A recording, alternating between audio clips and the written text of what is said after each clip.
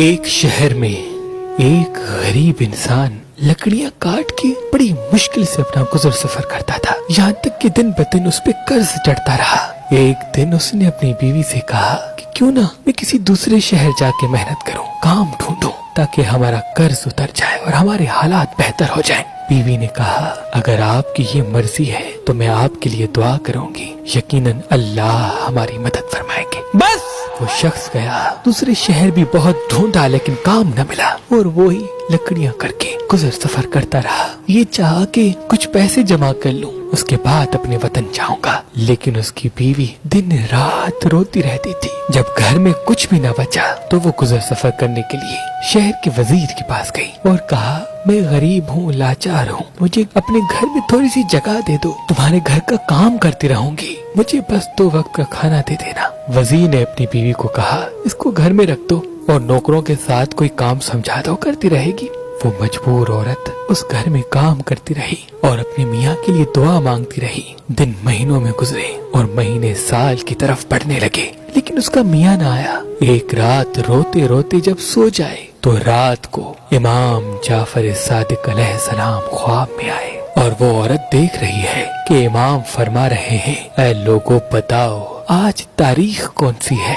امام کے ساتھ جو امام کے چاہنے والے تھے ان میں سے کسی نے کہا آج 22 رجب ہے۔ امام نے کہا یاد رکھنا جب کوئی ہمارا چاہنے والا اس رات خلوص دل سے ہماری نظر دلائے اور اللہ سے ہمارے صدقے کوئی دعا مانگے تو اللہ وہ دعا رد نہیں کرتا۔ بس یہ سننا تھا۔ عورت کی آنکھ کھل گئی، فجر کا وقت تھا، وہ دیکھے تو وہ رات 22 رجب کی تھی۔ وہ صبح اٹھ کے امام جعفر صادق علیہ السلام کے نیاز کی جستجو میں لگ گئی، نیاز کیا، دعا مانگی۔ یہ عمل چل ہی رہا تھا، وہ نیاز بانٹ ہی رہی تھی کہ وہاں دور جو بے وطن اس کا میاں تھا وہ لکڑیاں کر رہا تھا۔ لکڑیاں کرتے کرتے ایک مرتبہ کلہاڑی جب درخت کو مارے تو جیسے ہی درخت گرا اس کی جڑوں میں ایک خزانہ چھپا ہوا تھا۔ وہ خزانہ دیکھ کے خوش ہونے لگا اور اللہ کا شکر کر کے خزانہ لے کے اپنے گھر واپس آ گیا۔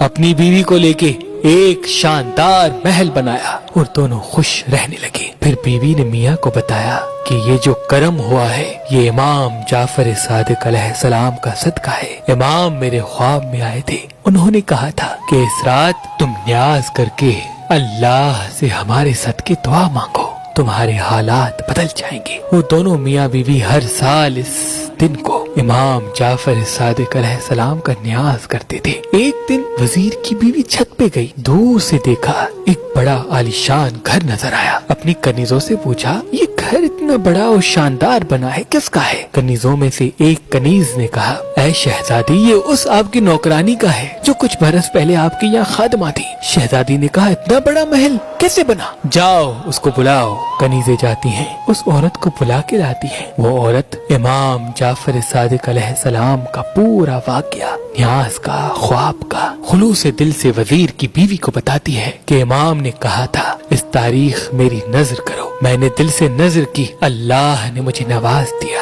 وہ دل ہی دل میں کہنے لگی اس سے بڑا جھوٹ میں نے کبھی نہیں سنا، یقیناً اس کے میاں نے کہیں سے چوری کی ہوگی اور یہ کہانیاں بنا رہی ہے۔ وہ عورت چلی گئی لیکن وزیر کی بیوی کے دن بدلنے لگے۔ اچانک سے جو نائب وزیر کے لیے حسد رکھتا تھا اس نے بادشاہ کو بھڑکانا شروع کر دیا اور بادشاہ نے وزیر کو بلا کے پورا حساب مانگا۔ وزیر جب حساب دینے لگا تو حساب صحیح دے نہیں پایا۔ نائب وزیر نے کہا اے بادشاہ سلامت، میں نے کہا تھا نا یہ آپ کی پیٹھ پیچھے آپ کو نقصان پہنچاتا ہے۔ بس بادشاہ کو جلا لایا۔ بادشاہ نے اس وزیر کو نکال دیا اور کہا اب تم حکومت کے محل میں نہیں رہو گے، جاؤ اپنے لیے کوئی اور کام ڈھونڈو۔ وہ وزیر اپنی بیوی کو لے کے شہر سے باہر جا ہی رہا تھا، راستے میں دونوں کو بھوک لگی، انہوں نے تربوز خریدا، تربوز اپنے رومال میں بند کر دیا، چاہا کہ کسی ساحل کنارے جا کے کھائیں گے، اور وہاں بادشاہ کا بیٹا جو شکار پہ گیا تھا وہ صبح سے شام تک گھر نہ پہنچا۔ نائب وزیر نے کہا بادشاہ سلامت، مجھے لگتا ہے کہ اس وزیر کو آپ نے نکالا، اس نے کہیں شہزادے کو کوئی نقصان تو نہیں پہنچایا۔ بادشاہ کو غصہ آیا، بادشاہ نے اپنے سپاہیوں کو بھیجا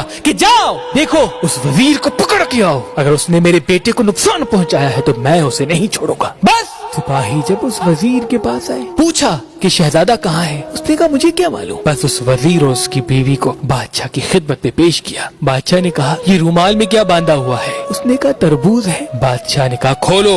जैसे ही उसको खोला गया तो उसमें शहजादे का सर था। बादशाह की आंखों में खून उतर आया। बादशाह ने कहा इस वजीर और उसकी बीवी को कैद करो, सुबह दोनों के सर को तन से जुदा कर देंगे। वजीर रोता रहा कि मैंने कुछ नहीं कहा, लेकिन बादशाह ने कुछ न सुना। बस जब कैद खाने में दोनों रो रहे थे, वजीर कहता रहा अचानक से इतना सब कुछ बुरा क्यों हो गया मेरे साथ। यकीनन मुझसे कोई गुनाह हुआ है जिसकी ये सजा है। इतने में वजीर की बीवी रोने लगी और रोकर कहने लगी बुरा तुमसे नहीं बल्कि मुझसे हुआ है। तुम्हें याद है हमारे यहाँ एक नौकरानी थी, वो कल मेरे पास आई थी। आज वो शहजादी की तरह रहती है। मैंने पूछा ये पैसे कहाँ से आए। उसने मुझे बताया कि इमाम जाफर सादिक अलैहिस्सलाम ख्वाब में आए और उन्होंने कहा मेरी नजर दो और फिर हमारे सदके दुआ मांगो, अल्लाह तुम्हारे हालात बदल देगा। मैंने उसकी बात को झूठा समझा और मुझे ये लगता है तब से हमारे हालात बदल चुके हैं। वजीर ने कहा ऐ बदबख्त औरत, इससे बड़ा गुनाह क्या होगा कि तुमने इमाम के मौजज़े पे शक किया। तौबा करो।